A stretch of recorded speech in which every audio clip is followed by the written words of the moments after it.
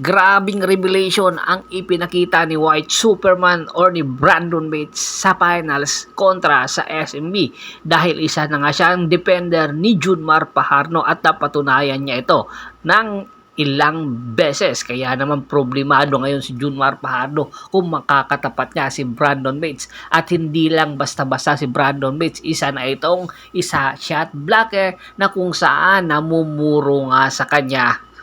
Hindi lang si Junmar Fajardo, ultimo si Don Trollano na suking-suki niya na kung ito ay nagdadrive. At ito na nga ang mga patunay na hindi lang si Brandon Bates isang White Superman, pero isa itong king shot blocker na ng Meralco Bolts. At dito nga, sinumpalpan niya na agad ang drive ni Rodney Bronjal sa tagpong yon at sinundan pa ito ng ilang beses. Sa katunayan niya, 4 na beses sa first quarter naka-shot block si Brandon Bates. At ito, another look. Supalpal. Ito pa, isa pang look ng malinaw.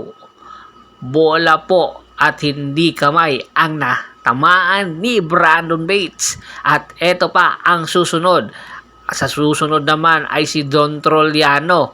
Napakalakas pa ng angas ni Don Trollano, pero ito nakatapat niya si Brandon Bates. Another look. Supalpal na naman muli kay Brandon Bates. At ito pa, isa pang salaksak ni Don Trollano na posibleng magpabago sa kanyang tira at posibleng magpababa sa kanyang kumpiyansa. Ito.